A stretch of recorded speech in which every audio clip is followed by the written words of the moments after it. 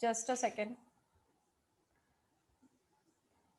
Hansini, what is the question number 1? सबसे पहले question number 1 से ही शुरू करेंगे।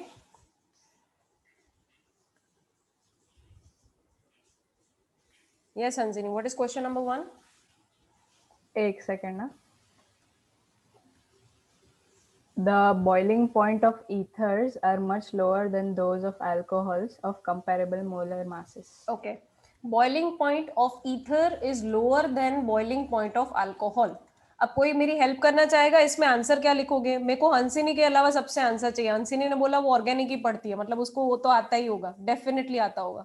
Very good. रचित को पता है इस क्वेश्चन का आंसर। यस रचित।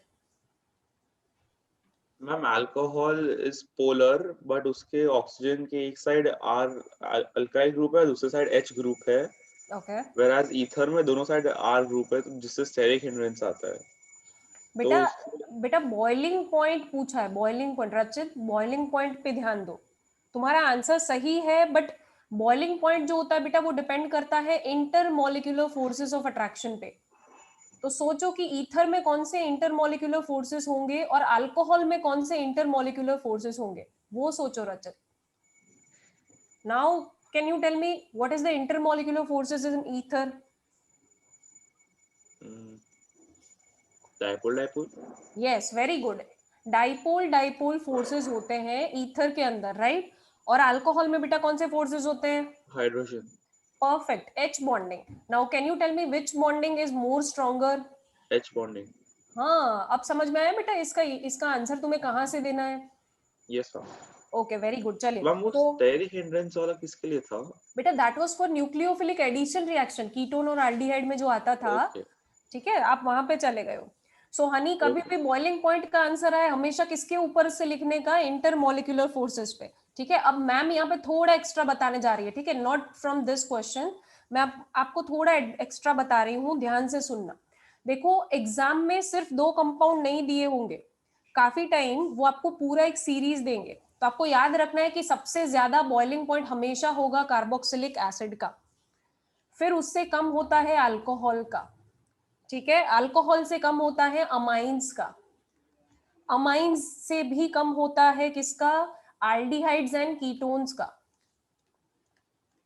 ठीक है, दिस इज अ सीरीज। तो आपको याद रखना है। ये क्यों बता रही हूं? क्योंकि बोर्ड एग्जामिनेशन में जरूरी नहीं है कि सिर्फ 2 कंपाउंड का पूछे। तो सबसे ज्यादा अल्कोहल, सॉरी कार्बोक्सिलिक एसिड, फिर अल्कोहल, फिर अमीन्स, फिर एल्डिहाइड्स एंड कीटोन्स, और उसके बाद आएंगे ethers.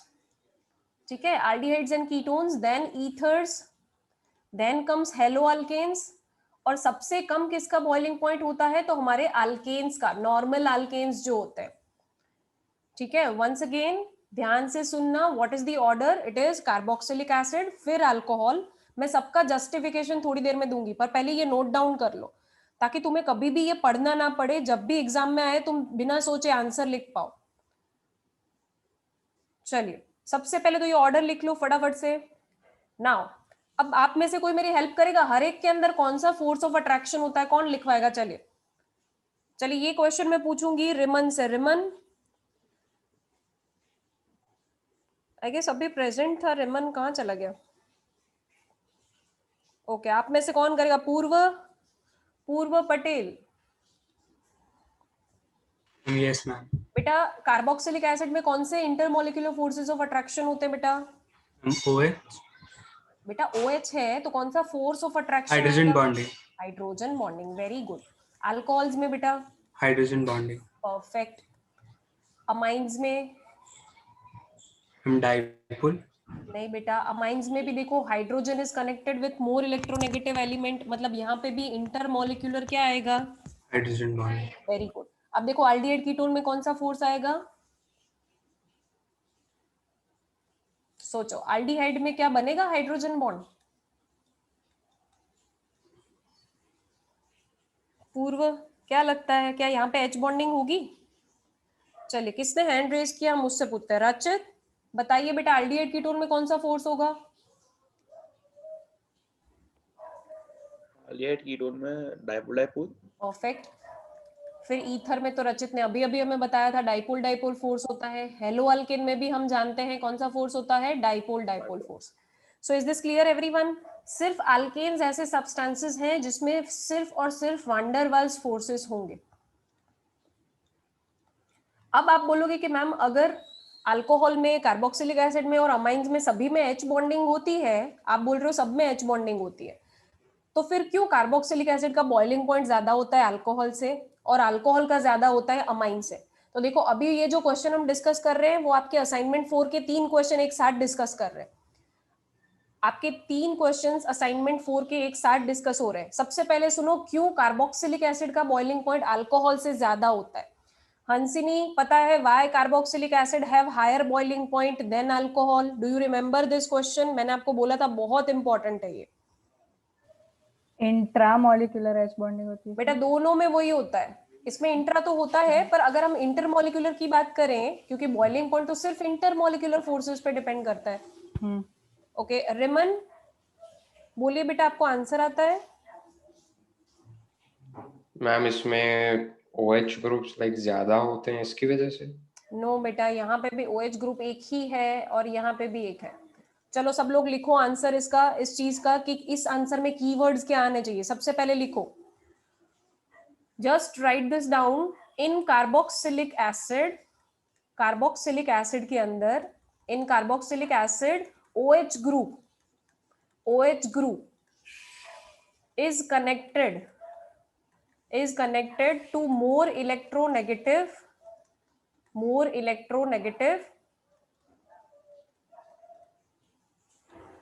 carbonyl group, C double bond O। ठीक है, ये चीज समझ में आई? देखो इसमें OH ग्रुप कार्बोनिल ग्रुप से कनेक्टेड है, तो जितना OH ग्रुप विड्रॉइंग ग्रुप से कनेक्टेड होगा उतना उसकी पोलैरिटी जो है वो ज्यादा रहेगी और उतना H बॉन्डिंग ज्यादा स्ट्रॉन्ग बनेगा। तो इसीलिए कार्बोक्सिलिक एसिड में जो H बॉन्ड्स बनते हैं वो ज्यादा स्ट्रॉन्ग होते हैं अल्कोहल से, याद रखना। ठीक है, सो इस आंसर की शुरुआत कहां से करोगे? In carboxylic acid OH group is connected to more electronegative carbonyl group and hence OH bond in carboxylic acid is more polar, in carboxylic acid is more polar than OH bond in alcohol, and hence H bonding is stronger in carboxylic acid than in alcohol। अब यही logic तुम्हें इन दोनों के लिए लगाना है। चलो तुम खुद से लगा के मेरे को आंसर दो, अल्कोहल का क्यों ज्यादा होगा अमाइन से? लॉजिक लगाओ। OH कौन सा बॉन्ड ज्यादा पोलर होएगा इसमें? OH bond will be more polar than NH bond. ऐसा क्यों होता है? क्योंकि ऑक्सीजन की इलेक्ट्रोनेगेटिविटी ज्यादा होती है एज कंपेयर टू नाइट्रोजन। ठीक है, तो यहाँ पे आप क्या आंसर लिखोगे? Alcohol forms stronger hydrogen bond than amines. यहाँ पे क्या लिखते? Carboxylic acid forms stronger hydrogen bonds than alcohol. फिर उसका जस्टिफिकेशन देना है जो हमने अभी अभी लिखा। ठीक है, यहाँ पे क्या जस्टिफिकेशन दोगे हंसिनी? यहाँ पे लिखोगे alcohol form stronger hydrogen bond than amine. क्या जस्टिफिकेशन आएगा? OH bond is more polar than NH bond. अब ऐसा क्यों? क्योंकि oxygen is more electronegative than nitrogen. Simple. तो देखो आपने असाइनमेंट 4 के 3 क्वेश्चन तो इधर ही सॉल्व कर लिए। एक जो रचित ने बोला था कि अल्कोहल में H बॉन्डिंग होती है जबकि ईथर में डाइपोल डाइपोल फोर्स होता है, और H बॉन्डिंग ज्यादा स्ट्रॉन्गर होती है डाइपोल डाइपोल फोर्स से, और इसीलिए अल्कोहल का बॉइलिंग पॉइंट ज्यादा होता है। तो याद रखना, बॉइलिंग पॉइंट कहीं पे भी दिखे ना तो आंसर हमेशा इंटरमोलिकुलर फोर्सेस के बेसिस पे दो कि उनके बीच में कौन सा फोर्स ऑफ अट्रैक्शन है। अगर हाइड्रोजन बॉन्डिंग है तो बॉइलिंग पॉइंट ऑब्वियसली ज्यादा होगा। फिर आता है डाइपोल डाइपोल फोर्स। ठीक है, क्लियर? सबको समझ में आया ये चीज? अनंत क्लियर? श्रेया, तनय, हंसिनी, हेतवी, चलो सबको क्लियर है, आगे बढ़ते हैं। चलिए, so let's move ahead. Hansini, unmute yourself and read the next question. यहाँ पे हमने 3 क्वेश्चन ऑलरेडी सॉल्व कर लिए हैं। नेक्स्ट क्वेश्चन पढ़ो। मतलब सेकंड से ना? हाँ, सेकंड से। Why are primary alcohols more acidic than secondary alcohol? Very good. Why are primary alcohols more acidic than secondary alcohol? चलो कौन आंसर देगा इसका? सेकेंडरी अल्कोहल से प्राइमरी अल्कोहल ज्यादा एसिडिक होते हैं। वेरी गुड, मुझे 4 बच्चों के हैंड रेज दिख रहे हैं। अनंत, यस बेटा। the strength of the alcohol depends on the strength of its conjugate base. Perfect. Ma'am, so that is why primary alcohol will be more acidic. हाँ, तो आप बताइए क्यों इसका कॉन्जुगेट बेस जो है वो ज्यादा स्टेबल होता है as compare to secondary alcohol का. उसका pH ज्यादा होगा. बेटा आप ऐसे आंसर नहीं लिख सकते अनंत. सी. ओके, किसी और को पहले चांस देते हैं, फिर किसी का सही आंसर नहीं आया तो फिर मैं आपको बताऊंगी. Yes Riman. Ma'am same answer. Very good, सबका सेम आंसर होता है, किसी का तो अलग आंसर आना चाहिए. हंसिनी, ये क्वेश्चंस तो तुमने 1000 बार किए होंगे पूरे क्लास में. Yes Hetvi, very good. Hetvi बताइए. मैम वो जो अल्कोक्साइड आयन होता है वो जितना स्ट्रॉन्ग होता है उस पर डिपेंड करता है. बेटा स्ट्रॉन्ग नहीं, फिर, जितना जब स्टेबल H होता है. तुम्हारा हाँ, आंसर जितना बिल्कुल सही stable है, होता है. जितना स्टेबल होता है. ठीक है, चलो बताओ ये क्यों ज्यादा स्टेबल होगा और ये क्यों कम स्टेबल होगा, वो आप बताओ. मैम उसमें से एक H निकलेगा और उसमें जो अल्काइल ग्रुप है वो एक ही है लाइक प्राइमरी में, तो इलेक्ट्रॉन डोनेटिंग ग्रुप Very होगा वो. परफेक्ट. हाँ. यही वर्ड मैं सुनना चाहती थी, electron donating group. Very good. So यहाँ पे एक इलेक्ट्रॉन डोनेटिंग ग्रुप है. हेतवी, यहाँ पे कितने हैं? उसमें 2 है, सेकेंडरी में 2. Very good. अब बताइए हेतवी, कौन ज्यादा स्टेबल होगा, प्राइमरी का कॉन्जुगेट बेस कि सेकेंडरी का कॉन्जुगेट बेस? सेकेंडरी का. हेतवी ध्यान से देखो, कौन ज्यादा स्टेबल होगा, प्राइमरी की सेकेंडरी? प्राइमरी स्टेबल होगा देखो सेकेंडरी. बेटा, यहाँ पे डोनेटिंग ग्रुप है, तो डोनेटिंग ग्रुप क्या करेंगे, एक तो ये नेगेटिव है, उसके ऊपर और नेगेटिव चार्ज डालेंगे. ठीक है, तो एक तो लोड है, ऊपर से और लोड जा रहा है, मतलब ये अनस्टेबल बनता है एज कंपेयर टू प्राइमरी. ठीक है, क्लियर? सबको समझ में आया? रक्षित बेटा ध्यान से सुनना, क्यों प्राइमरी अल्कोहल जो है वो ज्यादा एसिडिक होते हैं देन सेकेंडरी अल्कोहल. तो एक तरीका हमें हेतवी ने और अनंत ने और इन सब ने बताया कि आप कॉन्जुगेट बेस की स्टेबिलिटी के ऊपर से आंसर दे सकते हो. तो पहली चीज यहाँ पे देखिए सब लोग, in the primary alcohol's conjugate base there is only one donating group, while in case of secondary ions conjugate base there are two donating groups which will destabilize, because they are electron donating group, they will destabilize the corresponding conjugate base. अब हंसिनी, मैंने इसके अलावा एक और तरीका सिखाया था जो कि बहुत इजी है, वो बताओ कैसे आप इसका आंसर दे सकते हो उस तरीके से, based on the polarity of the OH bond. Do you remember? H easily lose हो जाएगा. हाँ, उसके फॉर्म में बताओ कौन किस में H इजीली लूज होगा. देखिए या तो आप आंसर इलेक्ट्रॉन डेंसिटी ऑक्सीजन पे कम होगी फर्स्ट प्राइमरी में, और सेकेंडरी में ज्यादा होगी, तो प्राइमरी में H इजीली लूज हो जाएगा क्योंकि उसकी पोलैरिटी कम होगी. परफेक्ट. देखिए सब लोग स्क्रीन पे देखिए, या तो आंसर इसके फॉर्म में लिखो तो इक्वेशन लिखने पड़ेंगे अगर इसके फॉर्म में आंसर देते हो. ठीक है, बट अगर जो हंसिनी ने अभी बोला उसके फॉर्म में आंसर देते हो तो इक्वेशन लिखने की जरूरत नहीं है. उसमें क्या करना है, देखो ऐसे लिखो, प्राइमरी अल्कोहल और सेकेंडरी अल्कोहल. अब हंसिनी ने क्या बोला, प्राइमरी अल्कोहल के केस में क्या होता है, there is only one alkyl group, while in case of secondary there are two alkyl groups. Now as the number of alkyl groups increases, जैसे जैसे number of donating group alkyl group increases, plus I effect increases, या पढ़ चुके हो, plus I effect बढ़ती जाती है. Electron density on oxygen atom, electron density on oxygen atom increases, polarity of OH bond decreases,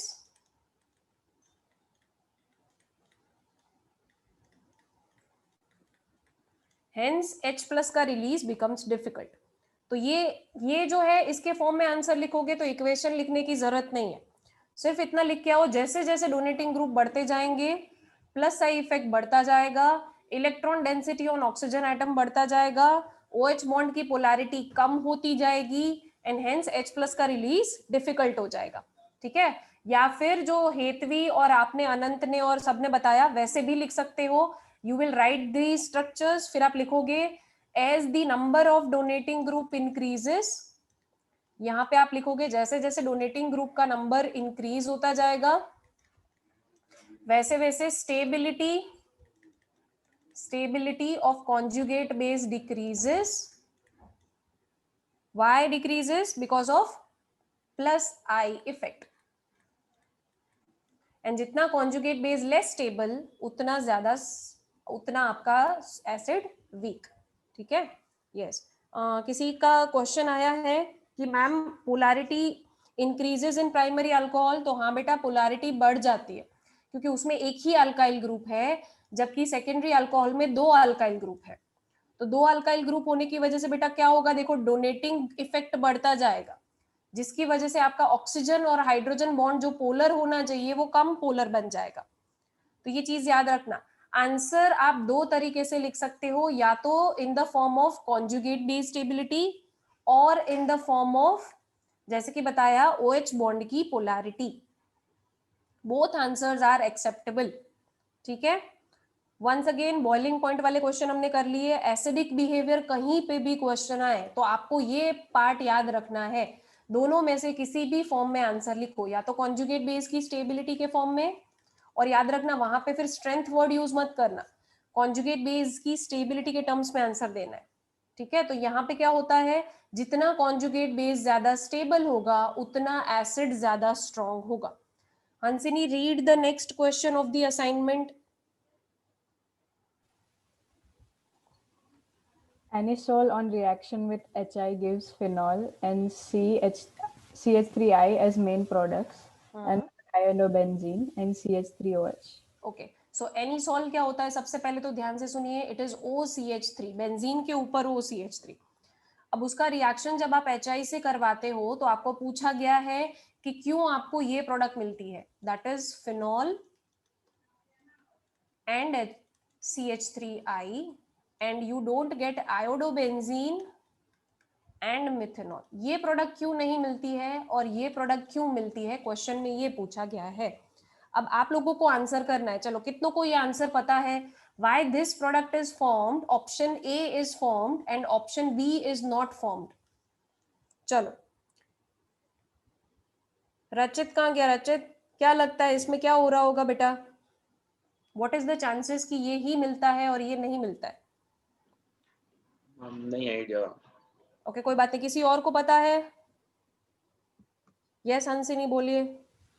हम शायद से श्योर नहीं है, पर जो आयोडीन है ना, वो इलेक्ट्रॉन डोनेटिंग ग्रुप है और बेंजीन रिंग का ऑलरेडी उसमें इलेक्ट्रॉन डेंसिटी ज्यादा होती है, तो वैसे फॉर्म नहीं होगा और उसमें न्यूक्लियोफिलिक सब्स्टिट्यूशन नहीं होगा.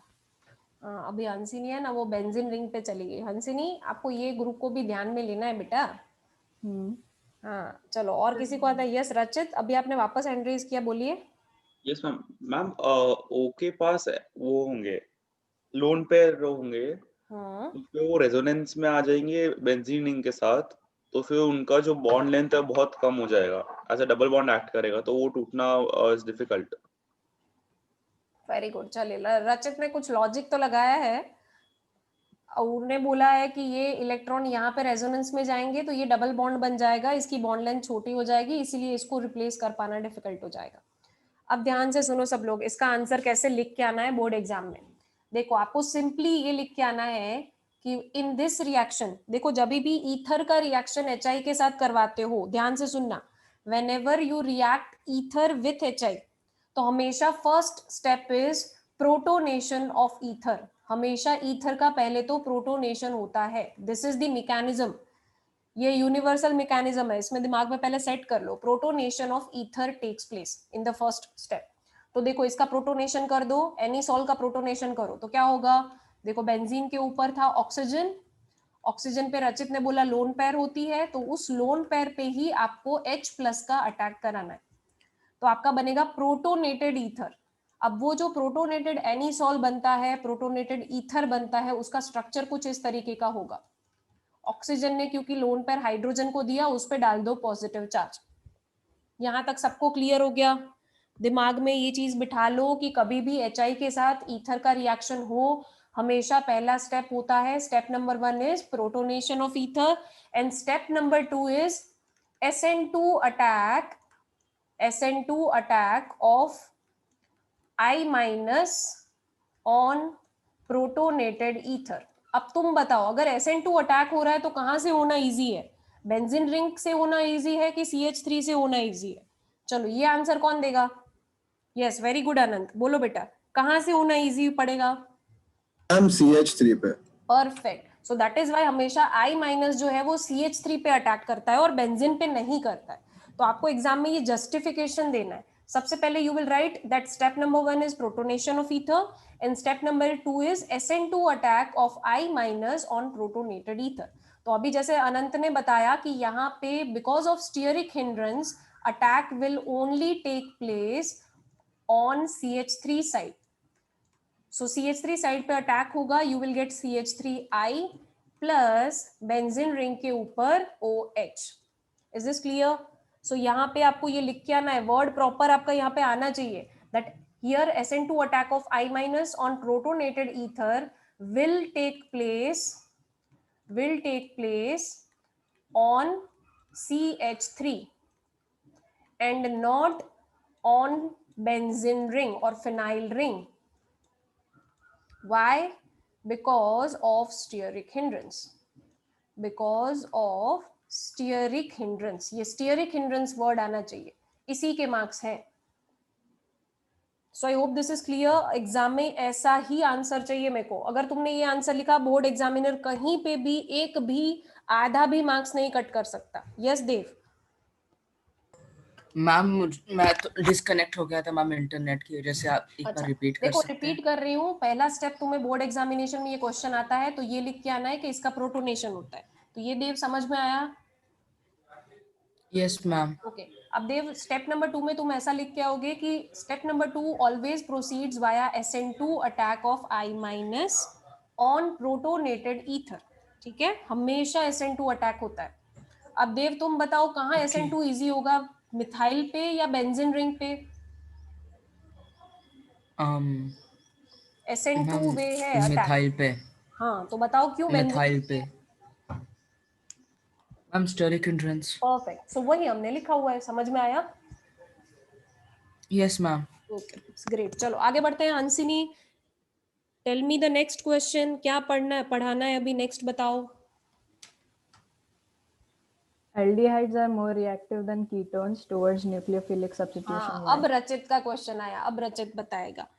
हाँ रचित, अब बताओ। अब जो तुम्हारा क्वेश्चन था ना कि ये कहाँ आता है, वो आया। चलो अब बताओ इसका आंसर क्यों आएगा। aldehydes are more reactive than ketones. Ma'am alcohol aldehyde में एक अल्काइल ग्रुप है बट ईथर में 2 अल्काइल ग्रुप है, जिससे 2 की वजह से स्टेरिक हिंड्रेंस बढ़ जाता है। Very good. तो वही एक देखो, रचित ने जो एक रीजन बताया वो एक आपको लिखना है, why aldehydes are more reactive than ketone। तो पहला रीजन आप क्या लिखोगे? Reason number 1 is steric hindrance. Reason number 1 is steric hindrance. देखो न्यूक्लियोफिलिक अटैक कहाँ होता है? न्यूक्लियोफिलिक अटैक कहाँ होता है? कार्बोनिल कार्बन पे। कोई भी न्यूक्लियोफाइल कहाँ अटैक करने आता है हंसिनी? कार्बोनिल कार्बन पे अटैक करने आता है, क्योंकि उस पे होता है पार्शियल पॉजिटिव चार्ज और ऑक्सीजन पे होता है partial negative charge. So if nucleophilic attack occurs on carbonyl carbon, तो जैसे कि रचित ने बताया aldehyde में there is only 1 alkyl group, while in ketone there are 2 alkyl groups.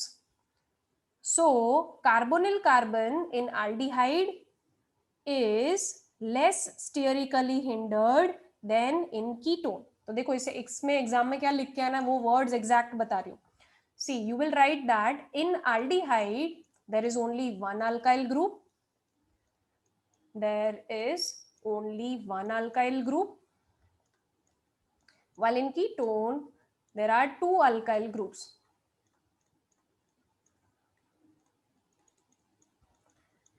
While in ketones there are 2 alkyl group. अब फिर आप लिखोगे hence carbonyl group, hence CO group और carbonyl group, CO group of aldehyde is less sterically hindered. Of aldehyde is less sterically hindered than ketone. इसलिए attack किसमें easy होगा? aldehyde में। And hence aldehydes are more reactive. ठीक है, तो इतना answer आपको लिख के आना है अगर आप स्टीयरिक हिंड्रेंस के फॉर्म में दे रहे हो आंसर। ठीक है, तो रचित ने जो बोला वो यहाँ पे एप्लीकेबल होगा. Why aldehydes are more reactive than ketone? तो aldehydes has only one alkyl group while ketone have two alkyl groups.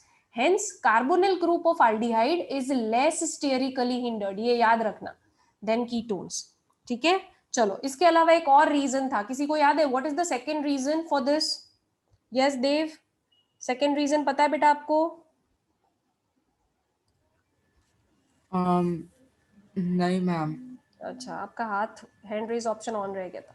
Yes Hansini, what is the second reason? हाँ ma'am. Inductive effect. Very good. Okay, हाँ वही. ठीक है, अब inductive effect से क्या होता है? देखो, न्यूक्लियोफाइल कब इजीली अटैक कर पाएगा? आपको यहाँ पे दिख रहा होगा, न्यूक्लियोफाइल तभी इजीली अटैक कर पाएगा जब कार्बन पे ज्यादा पॉजिटिव चार्ज रहेगा.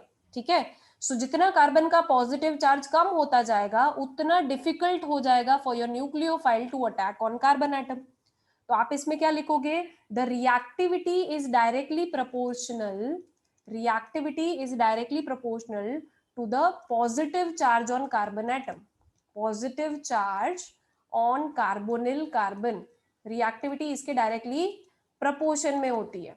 ठीक है, अब होगा क्या?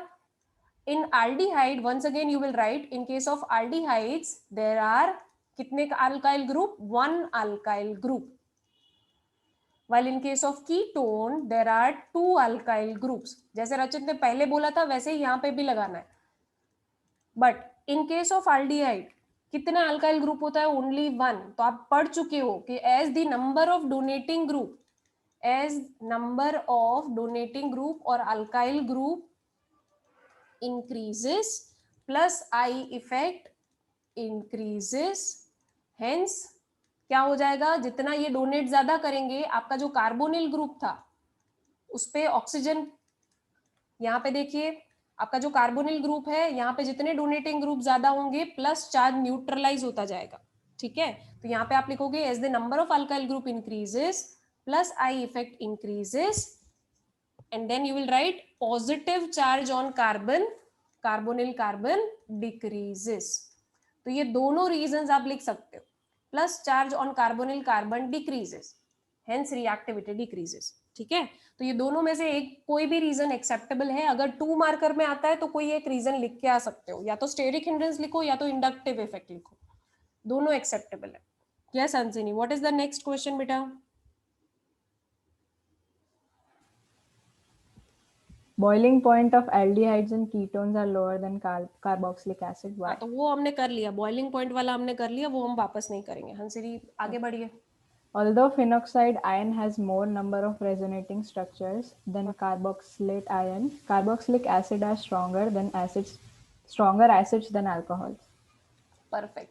तो देखिए हमें अनंत ने बताया था, हमें हेतवी ने भी बताया था कि जितना कॉन्जुगेट बेस ज्यादा स्टेबल होता है उतना एसिड जो है वो ज्यादा स्ट्रॉन्ग होता है. ये हमें हेतवी अनंत दोनों ने बताया था.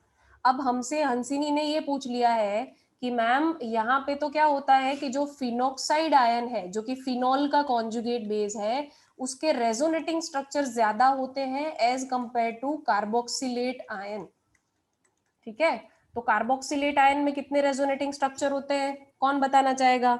How many resonating structures are there in carboxylate ion and how many resonating structures are there in phenoxide ion? Karan आप बताइए, फिनॉक्साइड आयन में कितने रेजोनेटिंग स्ट्रक्चर बनेंगे? करण,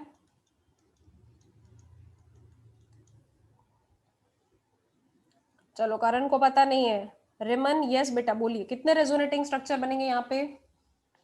मैम 6. हाँ, 6 रेजोनेटिंग स्ट्रक्चर्स बनेंगे कि 5 बनेंगे बेटा? मैम एक वो खुद होगा ना? हाँ, एक वो खुद होगा. ठीक है, तो आप उसको भी कंसिडर करोगे तो 6 रेजोनेटिंग स्ट्रक्चर बनते हैं. ये आप ऑलरेडी जानते हो, मैम को बताने की जरूरत नहीं, आपको पता है कि ऐसे आप इसको आगे बढ़ाते जाओगे तो आपको टोटल 6 रेजोनेटिंग स्ट्रक्चर मिलेंगे. अब कार्बोक्सिलेट आयन में कितने रेजोनेटिंग स्ट्रक्चर मिलेंगे Riman? How many resonating structure you will get? Ma'am 3. ध्यान से देखो रिमन, आप रेजोनेंस हाइब्रिड को भी कंसिडर कर लेते हो रिमन. रेजोनेंस हाइब्रिड को कंसिडर मत करो. 2. हाँ, तो only 2 resonating structures will be there. तो अब हमें हेतवी बताएगी। हेतवी बताओ बेटा, आपने बोला था कि कॉन्जुगेट बेस जिसका ज्यादा स्टेबल होता है वो स्ट्रॉन्ग एसिड होना चाहिए, पर हंसिनी तो ये बोल रही है कि ये ज्यादा स्ट्रॉन्ग एसिड है एज कंपेयर टू ये। हेतवी क्या लगता है किसको ज्यादा स्टेबल होना चाहिए? जिसके 6 रेजोनेटिंग स्ट्रक्चर है वो ज्यादा स्टेबल होना चाहिए, या जिसके 2 रेजोनेटिंग स्ट्रक्चर है वो ज्यादा स्टेबल होना चाहिए? हेतवी, हेतवी अपनी दुनिया में सो गई लग रही है। मैम 6 नहीं नहीं मैम। अच्छा, जाग रही है, वाह क्या बात है। हेतवी 6 वाला ज्यादा स्टेबल होना चाहिए, राइट? हाँ मैम तो अगर ये ज्यादा स्टेबल है तो बेटा फिनॉल ज्यादा स्ट्रॉन्ग एसिड होना चाहिए as compare to carboxylic acid, yes और नो?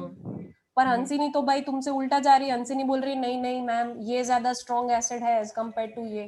तो इसका आंसर हेतवी एग्जाम में क्या लिखना है? देखो, इसका आंसर हेतवी आपको एग्जाम में ये लिखना है, सब लोग लिखते जाना साथ साथ में। You will write that in resonating structures of phenoxide ion, in resonating structures of phenoxide ion, the negative charge, देखो नेगेटिव चार्ज किस पे आ रहा है? रिमन, नेगेटिव चार्ज यहाँ पे किस पे आ रहा है बेटा?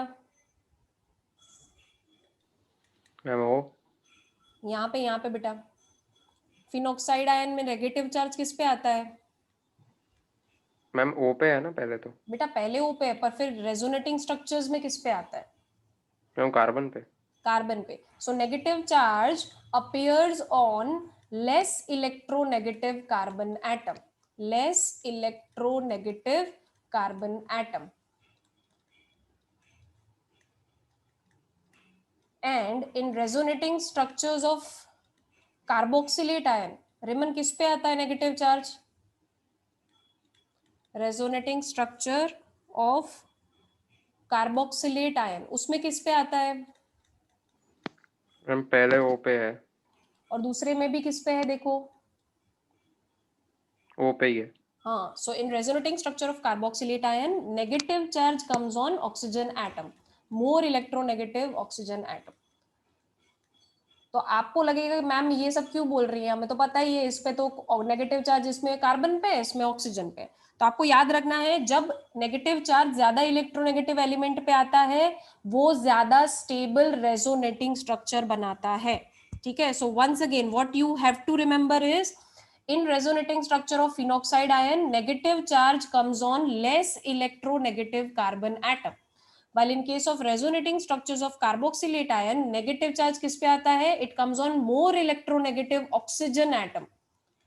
Hence किसके resonating structure ज्यादा stable हुए? कार्बोक्सिलेट आयन के as compared to phenoxide ion. भले इसका नंबर 6 है और इसका नंबर सिर्फ 2 है, बट स्टिल इसके रेजोनेटिंग स्ट्रक्चर ज्यादा स्टेबल होते हैं। And what is the reason? तो आपको यही एग्जाम में डिट्टो लिख के आना है कि इसमें नेगेटिव चार्ज कार्बन पे आता है जबकि इसमें नेगेटिव चार्ज ऑक्सीजन पे आता है। और जहां पे ऑक्सीजन पे आता है, because it is a more electronegative element, because it is a more electronegative element, it is going to stabilize the negative charge, और स्टेबिलाईज करता है इसलिए ज्यादा स्टेबल रेजोनेटिंग स्ट्रक्चर बनाता है। Is this clear? ये 2 कीवर्ड आने ही चाहिए आंसर में, अगर ये नहीं लिख के आए तो आपको मार्क्स पूरे नहीं मिलेंगे, ठीक है? चलो लेट्स मूव।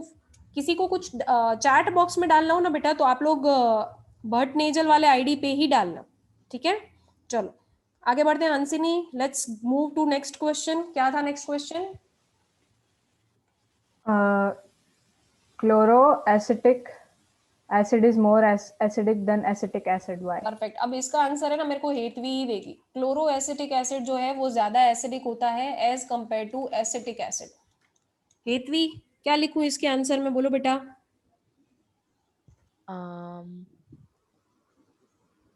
मैम फिर से क्वेश्चन बोलो ना। देखो ये लिखा हुआ है स्क्रीन पे कि क्लोरोएसिटिक एसिड जो है ये ज्यादा एसिडिक होता है, it is more acidic then acetic acid. Hetvi चलो इसका तुमने आंसर फिनॉल का जो दिया था किसके स्टेबिलिटी पे डिपेंड करता है वो बताओ? वो इलेक्ट्रॉन डोनेटिंग ग्रुप वाला।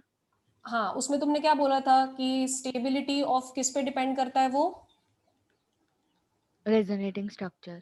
नहीं बेटा, आपने बोला था ना कि कॉन्जुगेट बेस जितना क्या होता है, हाँ, ओ अल्कोक्साइड आयन वाला। हाँ, तो यहाँ पे भी क्या होता है, जितना कॉन्जुगेट बेस ज्यादा स्टेबल उतना आपका एसिड क्या होगा, ज्यादा स्ट्रॉन्ग, राइट। अब यहाँ पे ये मैंने इसका कॉन्जुगेट बेस बना लिया, अब मैं एसिटिक एसिड का भी आपके लिए कॉन्जुगेट बेस बना देती हूँ। अब आप सोच के बताओ किसका कॉन्जुगेट बेस बेटा ज्यादा स्टेबल होगा, सोचो। पहले वाले में देखो ये ग्रुप कैसा होता है, दिस ग्रुप इज कैसा होगा, डोनेटिंग होगा कि विड्रॉइंग होगा, सोचो। क्लोरीन है, कार्बन से क्लोरीन की इलेक्ट्रोनेगेटिविटी क्या होती है हेतवी, कम या ज्यादा? ज्यादा। तो मतलब ये किसके तरह एक्ट करेगा, इलेक्ट्रॉन विड्रॉइंग ग्रुप की तरह। Withdrawing group. हाँ, अब बताओ हेतवी, अगर ये विड्रॉ करेगा तो ये नेगेटिव चार्ज बढ़ेगा कि कम होगा? कम होगा। Very good. जितना नेगेटिव चार्ज कम होता है उतनी आपकी कॉन्जुगेट बेस की स्टेबिलिटी क्या हो जाती है, बढ़ जाती है। ठीक है, समझ में आया? तो अब जो हेतवी ने बताया सब लोग ध्यान से सुनेंगे, यही आंसर आप एग्जाम में लिख के आ सकते हो कि क्लोरोएसिटिक एसिड का ये कॉन्जुगेट बेस होता है, एसिटिक एसिड का ये कॉन्जुगेट बेस होता है। ठीक है, फिर आप लिखोगे इन case of chloroacetic acid Cl is electron withdrawing group, hence it will reduce the negative charge on conjugate base and hence it will stabilize the conjugate base. And since conjugate base of chloroacetic acid is more stable than the conjugate base of acetic acid, आपको याद रखना है, hence it is more acidic, chloroacetic acid is more acidic than acetic acid. मतलब जिसका conjugate base ज्यादा stable उतना acid ज्यादा strong. Is this clear? तो एक आंसर इसके फॉर्म में आप दे सकते हो। अब दूसरा आंसर किसके फॉर्म में देंगे वो हंसिनी हमें बताएगी। हंसिनी, OH बॉन्ड की पोलैरिटी के टर्म्स में आंसर बताओ बेटा। इंडक्टिव इफेक्ट वाला ना। हाँ, वो बताओ। Cl इलेक्ट्रॉन विड्रॉइंग ग्रुप, तो ऑक्सीजन पे डेंसिटी इफेक्ट शो करेगा इंडक्टिव में भी, प्लस की minus? Minus. Very good. So Cl is electron withdrawing group, hence minus I effect will increase. तो क्या होता है, बढ़ जाएगी। ऑक्सीजन पे इलेक्ट्रॉन डेंसिटी का क्या होगा, कम हो जाएगी। Electron density on oxygen decreases. Very good. Polarity क्या हो जाएगी, बढ़ जाएगी। Perfect. Polarity of OH bond will increase and hence H+ release becomes easy. Perfect. So ये को दो टर्म्स में आंसर देना है, या तो हेतवी वाले टर्म्स में, कॉन्जुगेट बेस वाले टर्म्स में, या तो हंसिनी वाले टर्म्स में, which is polarity of the OH bond. तो हमेशा याद रखो, देखो यहाँ पे Cl जो है, इस स्ट्रक्चर को ध्यान से देखो, यहाँ पे जो Cl है, अगर किसी को ये समझ में नहीं आ रहा है तो उसके लिए मैं वापस बता देती हूँ। Cl जो है वो एक विड्रॉइंग ग्रुप होता है।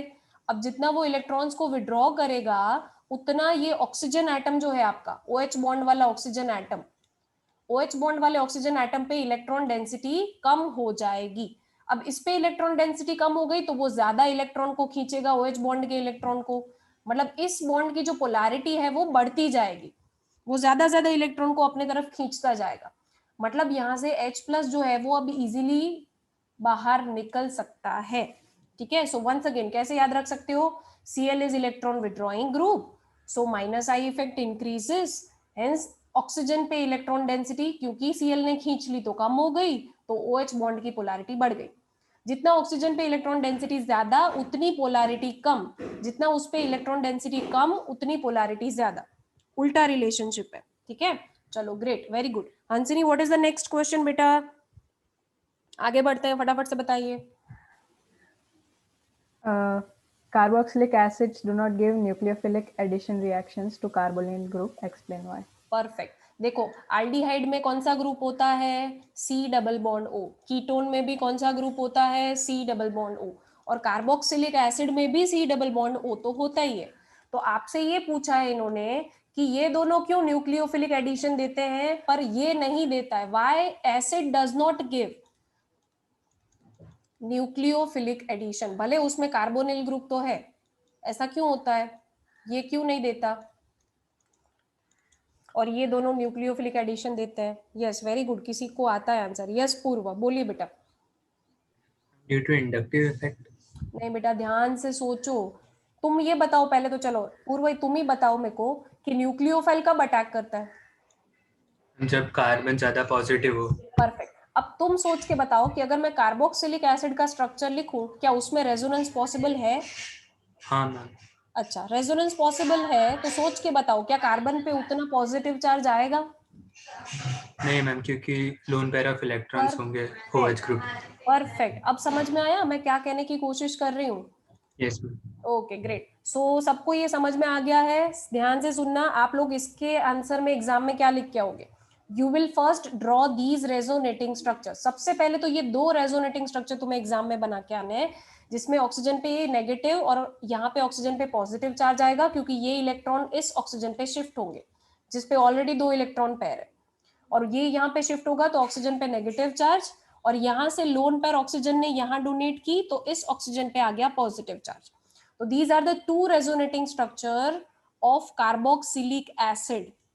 ठीक है, अब आप एग्जाम में यहाँ पे क्या लिखोगे? You will write that the positive charge, or you can write that due to resonance in carboxylic acid. Carboxylic acid के अंदर रेजोनेंस होता है, electrophilic carbon atom, reactivity of electrophilic carbon atom decreases, ऐसा लिख के आ सकते हो, reactivity of electrophilic carbon atom decreases. ये जो इलेक्ट्रोफाइल बनना चाहिए, इस पे जो पॉजिटिव चार्ज आना चाहिए वो नहीं आ पाता because of resonance, due to resonance. So यहाँ पे रेजोनेंस जो है वो एक की वर्ड है, तो आपको ऐसा ही लिख के आना है, due to resonance in carboxylic acid reactivity of electrophilic carbon decreases and hence carboxylic acid does not give nucleophilic addition reaction. तो these are the keywords। देखो आंसर में मैं बार बार क्यों रिपीट कर रही हूँ कि ये keywords है, ये आंसर में आने ही चाहिए। कभी भी एसिडिटी या बेसिसिटी का क्वेश्चन आए तो जैसे कि हेतवी ने बोला था कॉन्जुगेट बेस की स्टेबिलिटी आनी ही चाहिए, जैसे कि अनंत ने बोला था कॉन्जुगेट बेस का स्टेबिलिटी वर्ड यूज कर ही सकते हो, या फिर जो हंसिनी ने बताया वो भी यूज कर सकते हो, OH बॉन्ड की पोलैरिटी वाला। तो ये चीज आनी ही चाहिए आंसर में, आपसे एक्सपेक्ट किया जाएगा कि आप की वर्ड लिखोगे। और अगर बोर्ड एग्जामिनेशन में कोई अच्छा बच्चा है जिसके पास टाइम लास्ट में बच गया है और वो की वर्ड को ऐसे हाईलाइट करके आ जाता है तो माशाअल्लाह आपके मार्क्स कोई काट ही नहीं सकता। तो बिल्कुल 1.1% भी मार्क्स कटने के चांस नहीं है, काट रहा होगा तो भी फुल दे देगा कि वाह इसने हाईलाइट करके दे दिया, क्योंकि एग्जामिनर के पास सोचो 10,000 के ऊपर एक एग्जामिनर पेपर चेक करता है, तो वो कितना बोर हो चुका होगा। अगर तुमने हाईलाइट करके दे दिया कि भाई यही पढ़ मेरे आंसर में, तो वो तुरंत खुश होकर तुम्हें पूरे मार्क्स दे देगा। तो तुम्हें अपने आंसर को स्मार्ट आंसर बनाना है, कीवर्ड्स को हाईलाइट करो, बाकी सब चीजों पे फोकस मत करो। Yes Hansini, let's move to next question बेटा। मैम एक बीच में गलती से स्किप हो गया था 6th वाला। हाँ कोई नहीं, वो बता दो। Why aldehydes and ketones give a number of addition reactions? हाँ, तो एल्डिहाइड और कीटोन क्यों एडिशन रिएक्शन देते हैं, तो आपको वही लिख के आना है कि उसके अंदर क्या होता है। In aldehyde and ketone there is carbonyl group, उनमें कार्बोनिल ग्रुप होता है। And in carbonyl group oxygen being more electronegative, वो इलेक्ट्रॉन को अपने ऊपर खींच लेता है। So it gains partial negative charge and carbon gains partial positive charge, and therefore carbon becomes electrophile, and hence any other nucleophile can easily add to this carbon। ठीक है, तो इसमें बहुत ज्यादा लिखने की जरूरत नहीं है, सिर्फ यही लिख के आ जाओ कि both aldehyde and ketone contains carbonyl group, फिर ये स्ट्रक्चर ड्रॉ करके आओ कि इसमें oxygen being more electronegative it attracts electron, gains negative charge, and carbon gains partial positive charge, and due to this partial positive charge carbon becomes electrophilic, और अगर वो electrophilic हो गया तो any other nucleophile can easily be added to this carbon atom। ठीक है, is this clear? So these are the keywords which should be present, और ऐसे silly question आने के chances कम है, पर फिर भी याद रखना, क्योंकि देखो इसमें था कुछ नहीं, तुम्हें सिर्फ यही बताना था कि कार्बन पे पॉजिटिव चार्ज आता है इसलिए न्यूक्लियोफाइल अटैक करता है, पर ऐसे आने के चांसेस कम है, पर क्या बोले कभी कुछ भी पूछ सकते हैं। चलिए लेट्स मूव, हंसिनी आगे बढ़ते हैं। अब नेक्स्ट क्वेश्चन कौन सा है? There are two amine groups in semicarbazole. Side. Yes. Okay. However, only one group is involved in the formation of semicarbazone. Explain. Okay, अब मैम ने इसके आगे लिखा है मोस्ट इंपॉर्टेंट, तो सब लोग टिक मार्क कर लेना, most important. Can anyone tell me what is the structure of semicarbazide? सबसे पहले तो किसी को पता है व्हाट इज सेमी कार्बाजाइड? किसी को नहीं पता है? अंश, अंश क्लास में आए हो तो बता भी दो, what is semicarbazide? Ansh, are you there? Semicarbazide क्या होता है बेटा? Yes ma'am. What is semi carbazide?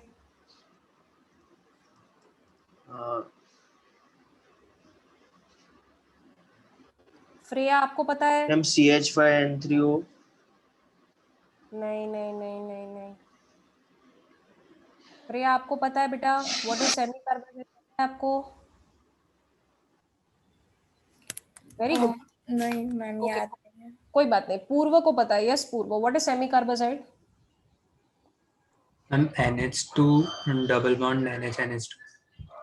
नहीं। विधि आप बताइए what is semi carbazide? Ma'am NH2 NH फिर C डबल बॉन्ड हो NH2।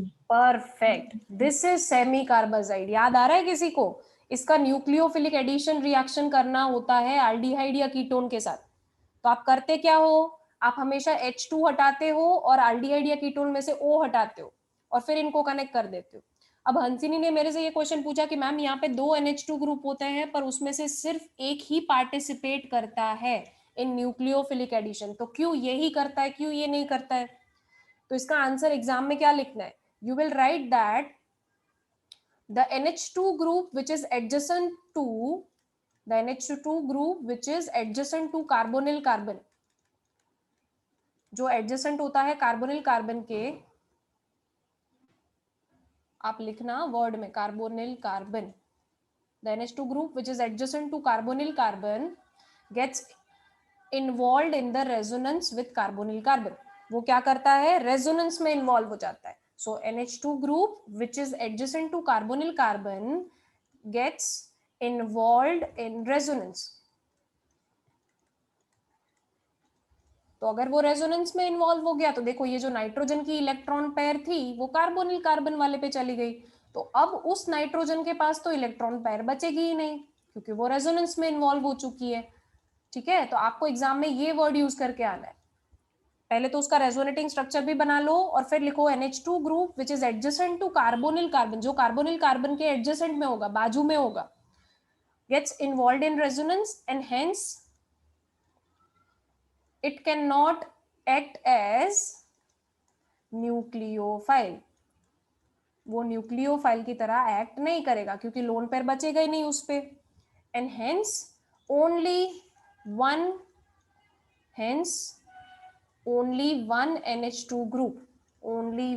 NH2 group takes part in nucleophilic addition। भले दो है पर एक ही पार्टिसिपेट करता है इन न्यूक्लियोफिलिक एडिशन। तो देखो बहुत सिंपल क्वेश्चन था पर ऐसा भी आ सकता है एग्जाम में, और ये बहुत बहुत बहुत इंपॉर्टेंट है, मोस्ट इंपॉर्टेंट क्वेश्चन है।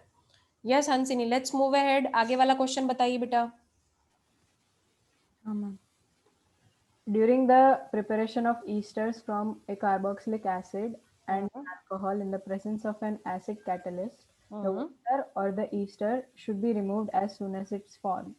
Okay, very good. तो देखो ये जो क्वेश्चन है वो एक रिएक्शन पे है, बोला है कार्बोक्सिलिक एसिड जब अल्कोहल से रिएक्ट करता है। ठीक है, तो उसका मैं पहले तो हमें आपको एग्जाम में इक्वेशन लिखना होगा, तो you will right this equation कि कार्बोक्सिलिक एसिड अल्कोहल से रिएक्ट करता है। अब हंसिनी ने बोला ये एसिडिक मीडियम में रिएक्ट करता है और उससे बनता है एस्टर, तो पहले हम एस्टर बना लेते हैं और साथ में वाटर। तो सबसे पहले एग्जाम में अनंत ये इक्वेशन बेटा ड्रॉ करके आ जाना है। ठीक है, फिर what you will right, you will right कि यहां से OH निकल जाता है, सॉरी यहां से कार्बोक्सिलिक एसिड से OH निकल जाता है और अल्कोहल से H निकल जाता है और इससे H2O का एलिमिनेशन होता है and you get this ester. अब आपसे पूछा है कि क्यों एस्टर और वाटर जो बनता है उसको इमीडिएटली रिमूव करना है, why you have to remove immediately this water and और एस्टर। तो आपको लिखना है क्योंकि the reaction is reversible, since the reaction is reversible if you do not remove, if one do not remove ester और water, दोनों में से किसी एक को अगर नहीं हटाया तो क्या होगा, it will once again be hydrolyse, वो हाइड्रोलाइज होके वापस आपको क्या दे देगा, कार्बोक्सिलिक एसिड एंड अल्कोहल। ठीक है, तो आपको रिएक्शन को फॉरवर्ड डायरेक्शन में ही लेके जाना है। तो फॉरवर्ड डायरेक्शन में हमने ली शेटेलियर्स प्रिंसिपल 11th स्टैंडर्ड में पढ़ा था कि अगर आप इसका अमाउंट कम कर दो या फिर वाटर का अमाउंट कम कर दो तो equilibrium will remain towards right hand side. तो आप क्या लिखोगे, reaction is reversible, so if one do not remove ester और water the reaction will not progress in forward direction. So in order to make the reaction progress in forward direction, you have to remove any one of them. Ester को remove करो या तो water को remove करो।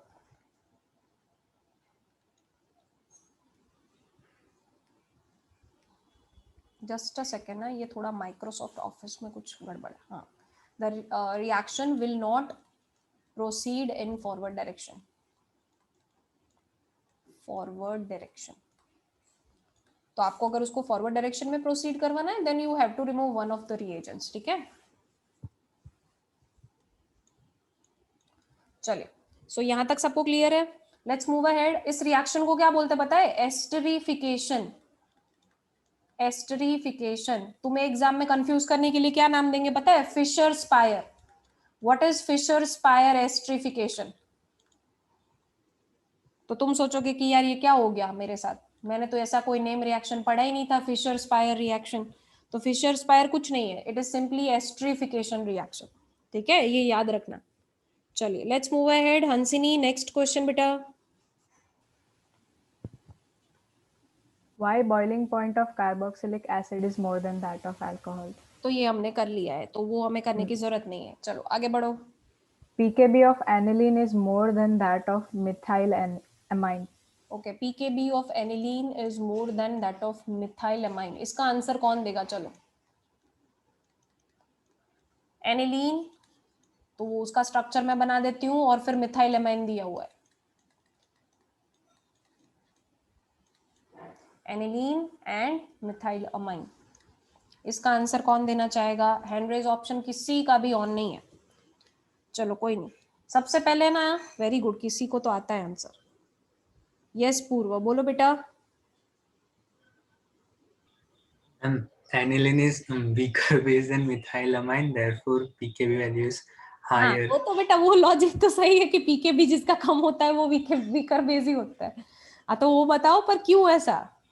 क्योंकि loan pair of electrons nitrogen atom में aniline पे वो डीलोकलाइज्ड होता है बेंजीन रिंग पे। परफेक्ट। और इलेक्ट्रॉन डेंसिटी डिक्रीज हो जाती है। हाँ, और यहाँ पे क्या होता है, this is a donating group, तो इलेक्ट्रॉन डेंसिटी क्या होगी? इंक्रीज।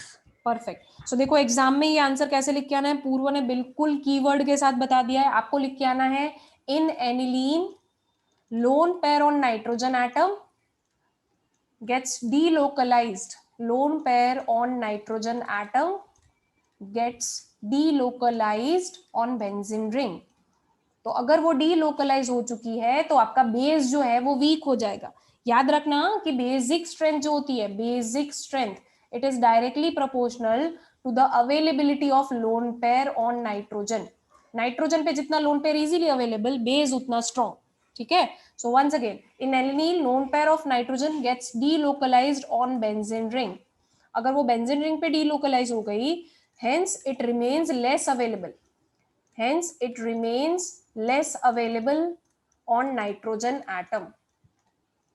अगर वो नाइट्रोजन एटम पे लेस अवेलेबल है तो बेस वीक बन जाएगा। Okay, now let's move to methylamine. Methylamine में क्या होगा? Due to donating effect, due to plus I effect of methyl group of CH3 group, electron density, आप लिख के आओगे, electron density on nitrogen increases and hence basic strength increases. Is this clear? आपको ये words use करके आने, same answer होना चाहिए एग्जाम में। पहले दोनों के स्ट्रक्चर बनाओ, फिर ये इफेक्ट शो करो कि देखो यहाँ पे ये डीलोकलाइज हो रहा है, फिर यहाँ पे ये भी बना के आओ कि CH3 का डोनेटिंग इफेक्ट होता है। और फिर ये वर्ड्स लिख के आओ, ये जो अभी अभी बताए पूर्व ने। चलो Hansini, what is the next question बेटा? Ethyl amine is soluble in water whereas aniline is not. Very good. चलो इथाइल अमाइन का स्ट्रक्चर होता है C2H5NH2। कोई चीज पानी में क्यों सॉल्युबल होती है और एनिलीन नहीं है, ऐसा बोला गया है? चलो तुम लोग बताओ, इसका आंसर अब मैं नहीं दूंगी यार, फिजिकल प्रॉपर्टी तो मेरे से एक्सपेक्ट ही मत करो, वो तो तुम्हें आंसर देना है, बॉइलिंग पॉइंट हो चाहे सॉल्युबिलिटी हो। वेरी गुड, 4 बच्चों को आंसर आता है। Yes Rachit, what is the answer to this question? Ma'am polarity. Polarity किसकी भाई? अरे फर्स्ट वाले की। क्या होगा पोलैरिटी फर्स्ट वाले की? पोलैरिटी ज्यादा होगी क्योंकि सेकंड वाले में रेजोनेंस होगा, तो जो नाइट्रोजन का चार्ज है वो थोड़ा डिस्ट्रीब्यूट हो जाएगा पूरे रिंग पे, ओके तो it will be less polar. Okay चलो अनंत, अनंत आपको आंसर आता था, आपने हैंड रेज किया था, बोलिए। मैम वही आंसर था, पोलैरिटी। अच्छा पोलैरिटी आंसर है। Riman, what is your answer? Ma'am वही है। सबका वही होता है, तुम लोग है ना मैम आंसर जेई वाले सेम नेचर से ही सोच रहे हो। सॉल्युबिलिटी, जैसे बॉइलिंग पॉइंट इंटरमॉलिक्यूलर फोर्सेस पे डिपेंड करता है, वैसे सॉल्युबिलिटी किस पे डिपेंड करता है? हंसिनी बताओ, सॉल्युबिलिटी किस पे डिपेंड करता है? Hydrogen bonds. हाँ तो तुम्हें बेटा उसके टर्म्स में आंसर देना था। कौन हाइड्रोजन बॉन्ड बना सकता है बताओ? नाइट्रोजन। कौन बनाएगा इन दोनों में से? स्ट्रक्चर नंबर 1 हाइड्रोजन बॉन्ड बनाएगा कि स्ट्रक्चर नंबर 2 वाटर के साथ हाइड्रोजन बॉन्ड बनाएगा? 1। Very good. सो ये चीज याद रखनी है बेटा आपको। आप वो पोलैरिटी वर्ड यूज करते हो, दैट इज ट्रू, बट यहाँ पे तुम्हें वो लॉजिक नहीं लगाना है। आप जेई वाला लॉजिक यहाँ पे लेके आओगे तो बोर्ड एग्जामिनेशन में तुम कीवर्ड्स ही नहीं लिखोगे। तो देखो सबसे पहले तो यू विल राइट, मुझे पूर्व ने चैट बॉक्स में भी आंसर बिल्कुल सही दिया है, आपको यही लिख के आना है कि in ethyl amine there is H bonding formation with water, water के साथ वो H बॉन्डिंग बना सकता है। ठीक है, सो आपको एग्जाम में क्या लिख के आना है? इथाइल अमाइन, तो पहले इसका पूरा H बॉन्डिंग शो ही कर देते हैं। ठीक है, तो यहाँ पे plus delta minus delta plus delta. अब ये मैम नहीं सिखाएगी, ये तो आना चाहिए इस लेवल पे आके कि किस पे प्लस चार्ज किस पे माइनस चार्ज। तो यहाँ पे क्या लिख के आना है? Ethyl amine can form 2 hydrogen bonds, 2 H bonds, sorry 2 नहीं आएगा 3 आएगा, क्योंकि नाइट्रोजन भी जो है वो भी H बॉन्डिंग में पार्टिसिपेट कर सकता है। So you can write ethylamine can form 3 H bonds with water, while aniline due to presence of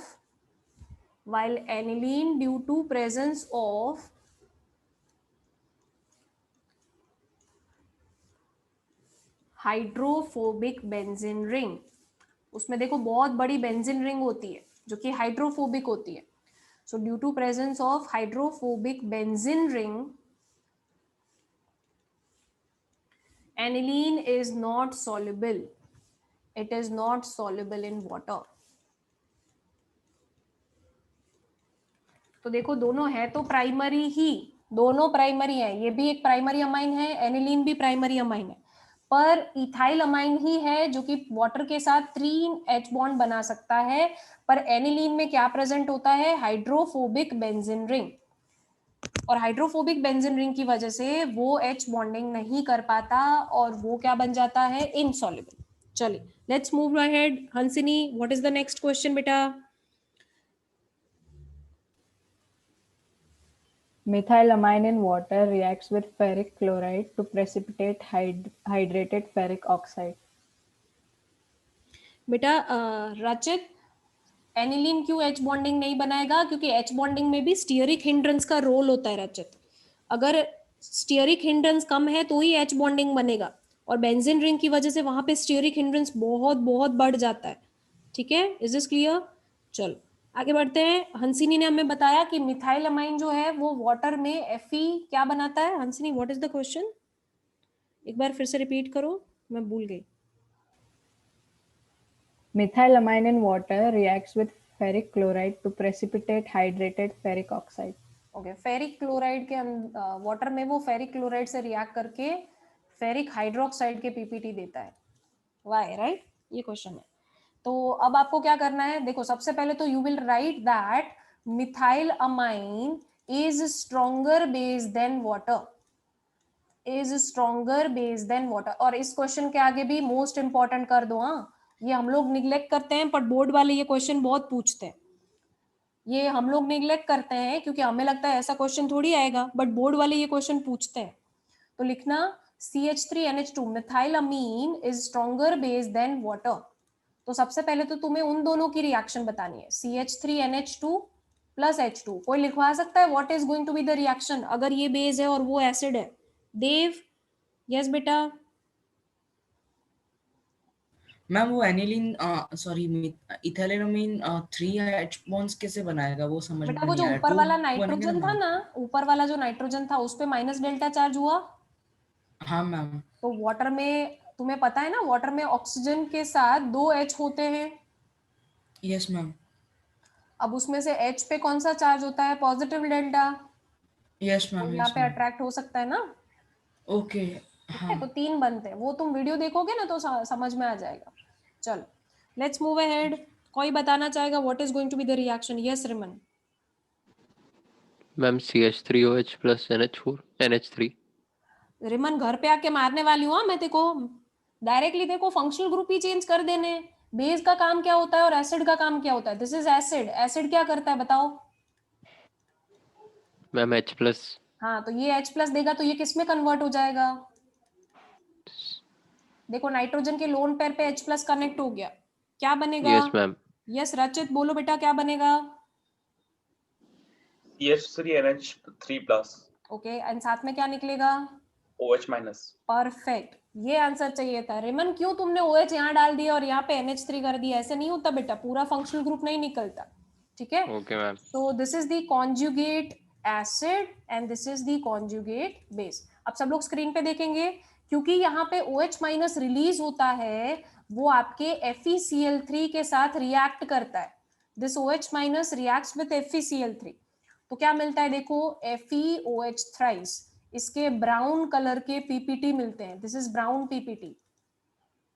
तो याद रखना FeCl3 reacts with OH minus to give you brown PPTs. तो आपको ये 2 रिएक्शन बोर्ड एग्जाम में लिख के आनी है. सबसे पहले you will write that methylamine is a stronger base than water. पहले तो ये लिखना है ताकि आप प्रूव कर सको कि यहाँ पे OH माइनस फ्री बनते हैं, जो कि नेक्स्ट स्टेप में FeOH थ्राइस के पीपीटी देते हैं. Yes Hansini, what is the next question बेटा?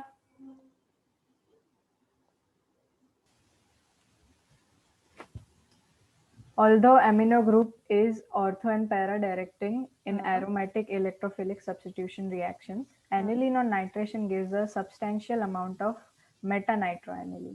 Very good. चलिए, तो हमें बोला गया है कि हम इसका नाइट्रेशन कर रहे हैं. तो नाइट्रेशन में क्या यूज होता है? Concentrated HNO3 in presence of concentrated sulphuric acid.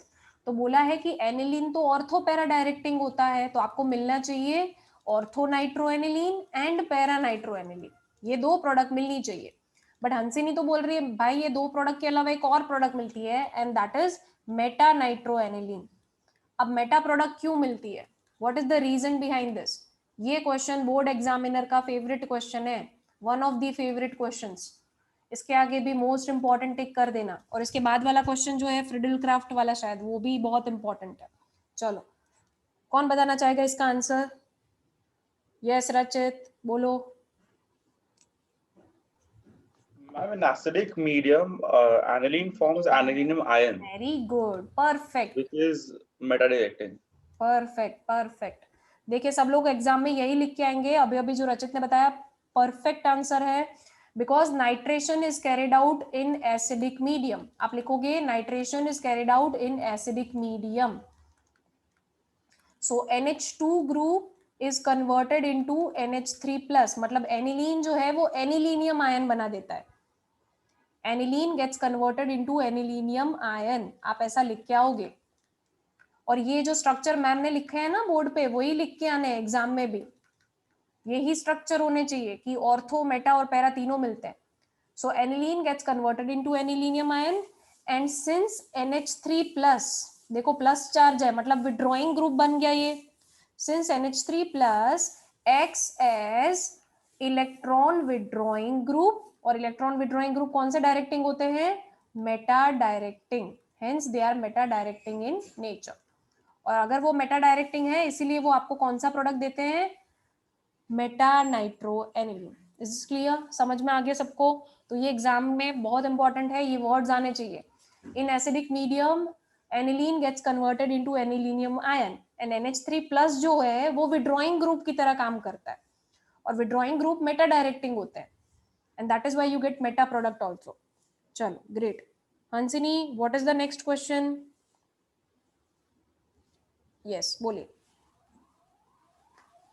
Aniline does not undergo Friedel-Crafts reaction. Explain. Perfect. Very important question. This is also most important question. टिक कर लेना। एनिलीन जो है उसमें फ्रिडल क्राफ्ट रिएक्शन क्यों नहीं होती? तो एनिलीन जो है खुद वो क्या है, aniline is a Lewis base. सब लोग लिखेंगे aniline is a Lewis base, और जब भी आप फ्रिडल क्राफ्ट रिएक्शन करते हो आप यूज करते हो Lewis acid AlCl3, anhydrous AlCl3।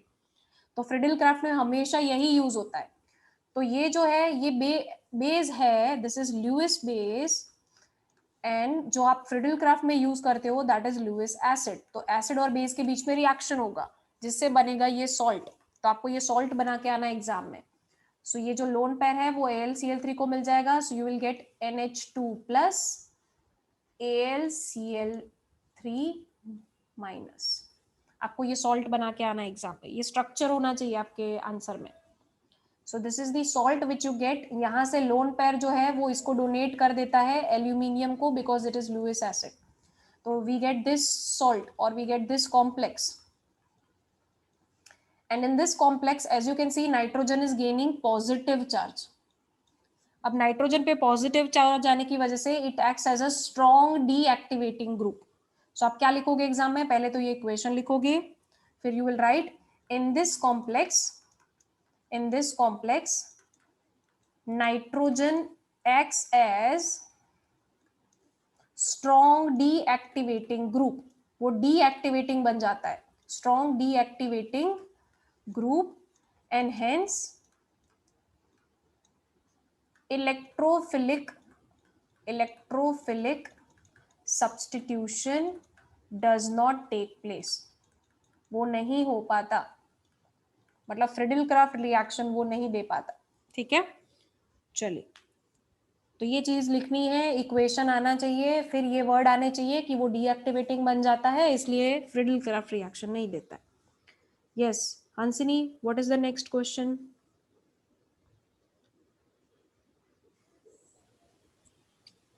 Diazonium salts of aromatic amines are more stable than those of aliphatic amines.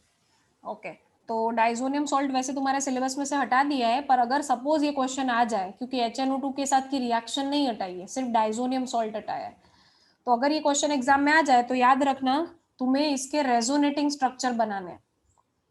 This is the diazonium salt N2+, तो तुम्हें एग्जाम में क्या करके आना है, इसके रेजोनेटिंग स्ट्रक्चर बना के आने। तो इसमें सिर्फ ये ड्रॉ करके आ जाना और बता देना कि भाई एरोमेटिक डाइजोनियम अमाइड्स जो होते हैं, डाइजोनियम सॉल्ट जो एरोमेटिक के होते हैं उसमें रेजोनेंस पॉसिबल है। So resonance is possible, resonance is possible in aromatic diazonium salts but not in aliphatic diazonium salts। तो जिसमें रेजोनेंस होता है वो ज्यादा स्टेबल होता है। सिर्फ इतना कीवर्ड यूज करके आना, resonance is possible in aromatic diazonium salts, aromatic diazonium salts and not in aliphatic diazonium salts, and hence they are more stable। ठीक है, यस रचित बोलो बेटा। डाइसोनियम सॉल्ट सिलेबस के बाहर नहीं है? हाँ वो है, पर बेटा HNO2 के साथ जो रिएक्शन है ना एनिलीन की, वो नहीं हटाई है। तो HNO2 के साथ जब आप रिएक्शन करते हो तो डाइजोनियम सॉल्ट बनता है, तो हम वो आर्ग्यू नहीं कर सकते कि शायद वो लोग फिर ये क्वेश्चन भी ना डालें। ओके ठीक है, तो एक्सपेक्ट करो कि एटलीस्ट तुम्हें ये पता होना चाहिए कि एरोमेटिक में रेजोनेंस होता है इसलिए वो स्टेबल होता है, बस इतना याद रखो। फिर एग्जाम में तो तुम लोग माहिर हो ही, कुछ ना कुछ तो बना के आ ही जाओगे रेजोनेटिंग स्ट्रक्चर में। चलो Hansini, what is the next question? हाँ बेटा, वही सेंड मेयर में रिमन जो यूज होता है वही। Yes Hansini, next question. Why cannot primary amines be prepared by Gabriel thalamide synthesis? हाँ, ये आना चाहिए हाँ सबको, ये भी इंपॉर्टेंट है। वाई गैब्रियल थैलेमाइड से प्राइमरी अमाइन नहीं बन सकता? Why primary amines can not be prepared by Gabriel phthalimide synthesis?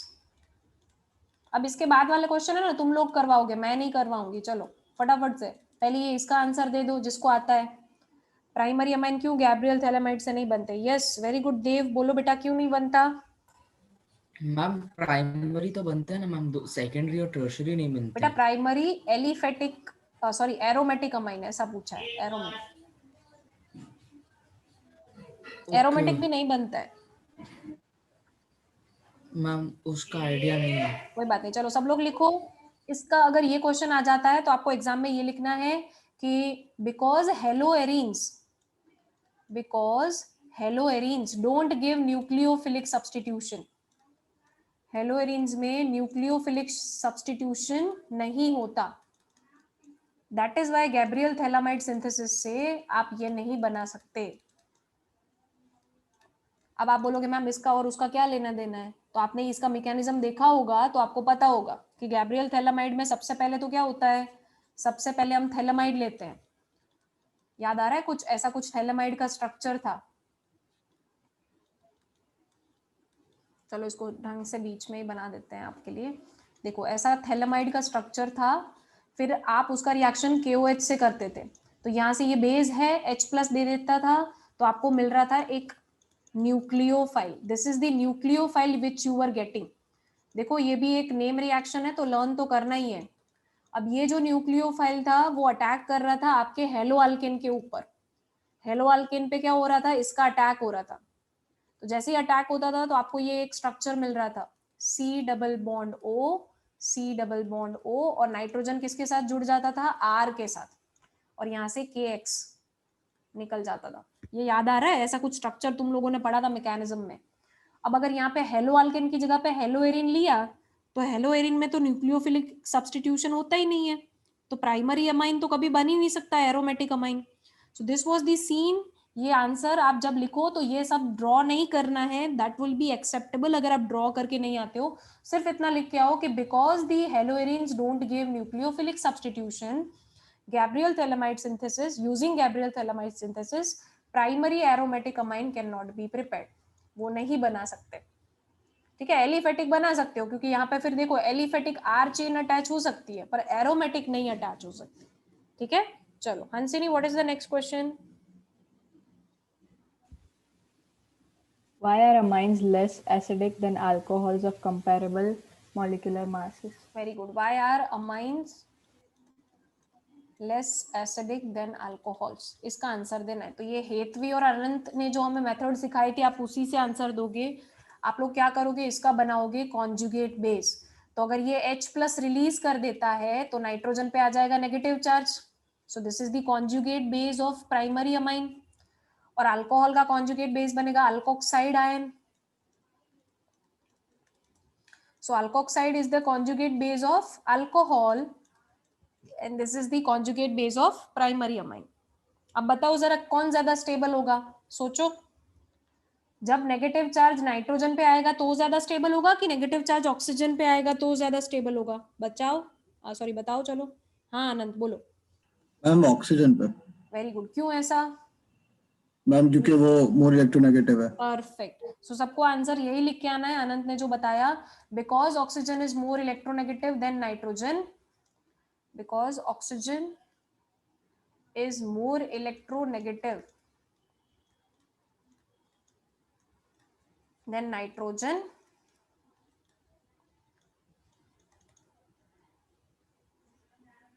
negative charge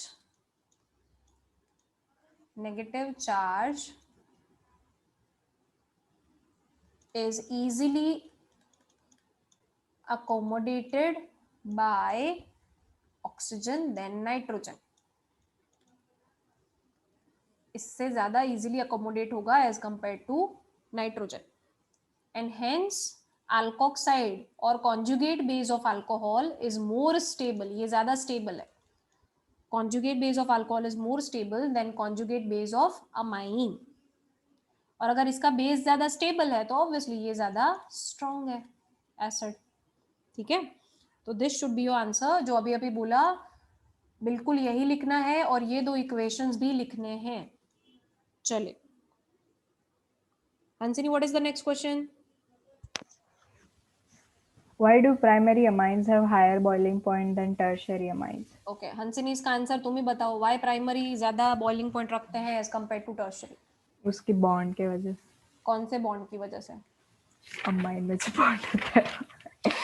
कौन सा फोर्स होता है अमाइंस के बीच में? अरे हाइड्रोजन बॉन्डिंग. और यहाँ पे बनेगा टर्शियरी में कोई हाइड्रोजन बॉन्ड नहीं. Very good. तो याद रखना है primary amines can form two intermolecular hydrogen bonds. It can form two intermolecular H bonds. But tertiary amines cannot form intermolecular hydrogen bonds. तो जिसमें हाइड्रोजन बॉन्ड बनेंगे ऑब्वियस सी बात है उसका बॉइलिंग पॉइंट ज्यादा होगा. Is this clear? तो एग्जाम में ये आंसर आना चाहिए. इंटरमोलिकुलर एच बॉन्डिंग होती है प्राइमरी अमाइंस में बट टर्शियरी में नहीं होती है, and that is why it has higher boiling point than tertiary amines. ठीक है, चलो next question. Hansini, what is the next question? Why are aliphatic amines stronger bases than aromatic amines? हाँ, तो वो तो हमने कर लिया ऑलरेडी. पीकेबी जो था एनिलीन का ज्यादा था एज कंपेयर टू मिथाइलमीन. तो उसमें आपने आंसर क्या लिखा था? इन case of aniline the lone pair of nitrogen is delocalized on benzene ring. Nitrogen की जो लोन पेयर होती है वो बेंजीन रिंग पे डीलोकलाइज हो जाती है and hence it remains less available on nitrogen atom. अगर नाइट्रोजन पे कम अवेलेबल होती है तो बेस वीक बन जाता है. ये ऑलरेडी हमने किया है तो मैं रिपीट नहीं करूंगी. वही कीवर्ड्स लिखने हैं जो आपने ऑलरेडी आगे वाले आंसर में लिखे हुए. और एलिफेटिक अमाइन में क्या होगा? Because of the donating effect, alkyl group की डोनेटिंग इफेक्ट की वजह से, प्लस आई इफेक्ट की वजह से नाइट्रोजन पे इलेक्ट्रॉन डेंसिटी बढ़ जाएगी. सो बेस का स्ट्रेंथ बढ़ जाएगा. तो जो आपने पीकेबी वाले आंसर में लिखा था वही यहाँ पे रिपीट करना है, बट यहाँ पे एनिलीन वर्ड यूज करना है और मिथाइलमाइन की जगह पे अल्काइलमाइन वर्ड यूज करना है. Yes Hansini, what is the next question? The boiling points of amines are lower than those of alcohols. Why? तो ये हमने कर लिया है कि अमाइंस का बॉइलिंग पॉइंट क्यों अल्कोहल से कम होता है, क्योंकि अल्कोहल का जो OH बॉन्ड है वो ज्यादा पोलर है as compare to NH bond. क्यों? क्योंकि ऑक्सीजन का इलेक्ट्रोनेगेटिविटी ज्यादा होता है. अभी अभी हमें बताया था अनंत ने, oxygen has more electronegativity than nitrogen. So OH bond is more polar. OH bond is more polar than NH bond. NH से ज्यादा पोलैरिटी होती है तो ऑब्वियस सी बात है it will form stronger H bonding. OH bond will form stronger H bonding than NH bond. और इसीलिए अल्कोहल का बॉइलिंग पॉइंट अमाइन से ज्यादा रहेगा. ठीक है, तो H बॉन्डिंग पे से ही आंसर देने हैं सब चीजों के. बॉइलिंग पॉइंट दिखे तो इंटरमोलिकुलर फोर्स देखो, सॉल्युबिलिटी दिखे तो वाटर के साथ हाइड्रोजन बॉन्ड फॉर्म कर सकता है कि नहीं वो देखो. अगर कर सकता है तो सॉल्युबल होगा, नहीं कर सकता है तो नहीं होगा. Okay Hansini, what is the next question? Phenol and phenoxide ion both possess equal number. हाँ, phenol and phenoxide ion both possess equal number of resonating structure, but still phenol is acidic in nature, right? Still phenoxide ion is more stable than phenol. Explain. हाँ, तो जैसे carboxylate वाला पढ़ा था वैसे इसमें भी याद रखना है तुम्हें कि फिनॉल जो होता है उसमें भी 5 रेजोनेटिंग स्ट्रक्चर बनते हैं और फिनॉक्साइड आयन जो होता है उसमें भी 5 रेजोनेटिंग स्ट्रक्चर बनते हैं. तो देखो फिनॉल का पहले एक रेजोनेटिंग स्ट्रक्चर हम बता देते हैं. Let's draw at least 1 resonating structure. तो देखो ऑक्सीजन ने इलेक्ट्रॉन पेयर दिया तो उस पर पॉजिटिव चार्ज और रिंग पे आएगा नेगेटिव चार्ज. फिर इसको रिंग को आप इस नेगेटिव चार्ज को आगे बढ़ा सकते हो और यहाँ पे रिंग पे आएगा सिर्फ और सिर्फ नेगेटिव चार्ज. तो इसके अंदर क्या याद रखना है? देखो दोनों में 5-5 रेजोनेटिंग स्ट्रक्चर बनेंगे. अगर इसका भी आप आगे बनाओगे तो ये भी 5 बनेंगे और ये भी 5 बनेंगे. पूछा है फिर भी ये ज्यादा स्टेबल होता है. फिनॉक्साइड के resonating structure are more stable. ऐसा क्यों? तो देव को आंसर देना है। यस देव बोलो बेटा क्या आंसर आएगा इसका? मैम फिनॉल के केस में चार्ज सेपरेशन होता है जो ज्यादा एनर्जी रिक्वायर करता है, पर फिनॉक्साइड आयन के केस में चार्ज डिस्ट्रीब्यूशन होता है, तो उसमें एनर्जी कम होती है, इसलिए वो स्टेबल ज्यादा होता है। Very good. तो देखो बिल्कुल सही बोला है देव ने। In resonating structures of phenol, phenol के रेजोनेटिंग स्ट्रक्चर्स में क्या होता है? चार्ज सेपरेशन दिख रहा है, देखो पॉजिटिव चार्ज भी होता है, नेगेटिव चार्ज भी होता है। So in resonating structures of phenol there is charge separation, there is charge separation, while in resonating structures of phenoxide ion, in resonating structures of phenoxide ion charge का distribution होता है, charge is being distributed. देखो negative charge पूरे ring पे distribute होता है, distributed on ring. तो आपको याद रखना है जहां पे चार्ज डिस्ट्रीब्यूशन होता है उससे ज्यादा एनर्जी किस में लगती है? चार्ज के सेपरेशन में। चार्ज के सेपरेशन में ज्यादा एनर्जी लगती है। क्यों? क्योंकि आपको दो चार्ज को अलग अलग रखना है। आप जानते हो पॉजिटिव हमेशा नेगेटिव को अट्रैक्ट करता है, आपको दोनों को अलग रखना है, तो उसके लिए ज्यादा एनर्जी लगती है। And since charge separation requires energy, resonating structures of phenols are less stable. Charge separation में हमेशा एनर्जी लगती है और इसीलिए इसके स्ट्रक्चर्स लेस स्टेबल होते हैं as compare to phenoxide ion. ठीक है? Yes Rachit, what is your question बेटा? मेरे को इसमें नहीं, 23 में क्वेश्चन था। अच्छा बोलो क्या हुआ? मैम आप वापस बता सकते हो 23 का रीजन क्या था? फिर से बोलो कौन सा क्वेश्चन था पहले? Amines have lower boiling, the boiling point of amines are lower than those of alcohols. तो उसमें बेटा आपको ये लिखना है कि OH bond is more polar than NH bond. Okay, OH bond is but more polar because oxygen is more electronegative than nitrogen. Okay, but अगर primary amine हुआ तो फिर एक अमाइन का मॉलिक्यूल 3 हाइड्रोजन बॉन्ड्स फॉर्म कर सकता है, whereas alcohol का एक ही कर सकता है। हाँ बेटा वो तो है, वो तो that is a fact, but आपको ये याद रखना है कि इन दोनों की जो पोलैरिटी को आप कंपेयर करते हो ना, तो दिस इज मोर पोलर। ये बॉन्ड जो है ये ज्यादा पोलर बन जाता है, भले ये 3 बॉन्ड बना सकता है, no doubt this can form 3 H bonds and this can form only 2 H bonds. Yes sir. Intermolecular H bonds यहाँ पे सिर्फ 2 बनते हैं, यहाँ पे 3 बनते हैं, but problem is this bonds are more stronger, sorry more polar, और जितना पोलैरिटी ज्यादा होती है बेटा उतना H बॉन्डिंग जो है वो ज्यादा स्ट्रॉन्ग होता है। ओके मैम, ये याद रखना, जितना पोलर ज्यादा बॉन्ड उतनी पोलैरिटी, जितना OH बॉन्ड की ज्यादा उतनी आपकी स्टेबिलिटी ऑफ H बॉन्डिंग ज्यादा। ओके मैम, ठीक है चलो।